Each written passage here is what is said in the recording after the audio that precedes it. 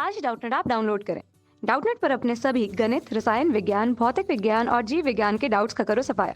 बस प्रश्न की फोटो खींचो, एक ही प्रश्न को क्रॉप करो और तुरंत वीडियो सोल्यूशन पाओ। अभी डाउनलोड करें।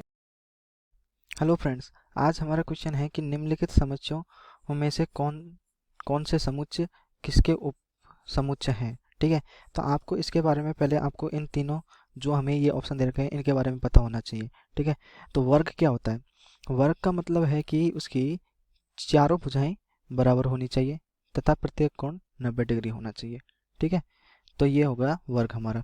एक चतुर्भुज है, चतुर्भुज ये है हमारे पास। ठीक है, समचतुर्भुज, समचतुर्भुज का मतलब है कि उसकी सभी भुजाएं तो बराबर होनी चाहिए। ठीक है दोस्तों, पर उसका जो कोण है वो अलग अलग हो सकता है। ठीक है दोस्तों, तो इसलिए। और एक आयत है, उसकी आमने सामने की भुजाएं बराबर होती है। ठीक है, ये आयत आयत की आमने सामने की भुजाएं बराबर होती है। ठीक है दोस्तों, अब हम देखते हैं कि कौन किस किस का उपसमुच्चय है। एक वर्ग है, वो क्या एक चतुर्भुज भी हो सकता है, बिल्कुल हो सकता है, कैसा भी चतुर्भुज हो सकता है।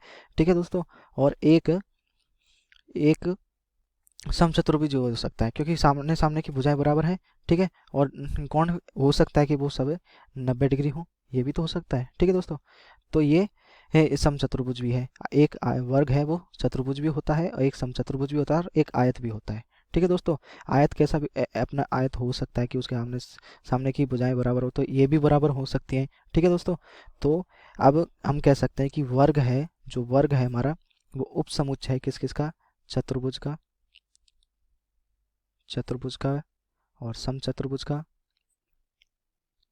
चतुर्भुज का और किसका? आयत का। ठीक है दोस्तों, अब आते हैं हम चतुर्भुज के पास। चतुर्भुज हो सकता है पहले उसके पहले हम आते हैं। ठीक है दोस्तों, अब आते हैं हम चतुर्भुज के पास। चतुर्भुज है तो वर्ग नहीं हो सकता हमारा, और समचतुर्भुज भी नहीं हो सकता, तो आयत भी नहीं हो सकता। तो चतुर्भुज है वो किसी का भी उपसमुच्चय नहीं है। एक समचतुर्भुज, ठीक है दोस्तों, एक समचतुर्भुज वर्ग हो सकता है। ठीक है दोस्तों, अब तो ये हो सकता है एक समचतुर्भुज, समचतुर्भुज, समचतुर्भुज हो सकता है, एक वर्ग हो सकता है। ठीक है, एक वर्ग हो सकता है, और एक आयत हो सकता है, चतुर्भुज या समचतुर्भुज हो सकता है। तो ये एक दूसरे के आयत का क्या हो जाएगा?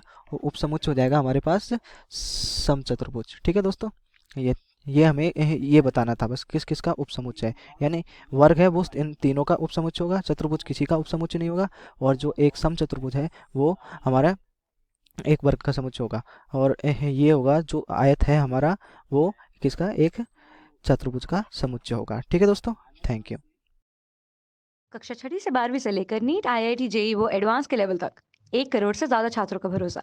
आज ही डाउनलोड करें डाउटनेट ऐप या व्हाट्सएप करें अपने सारे डाउट्स 8400 400 400 पर।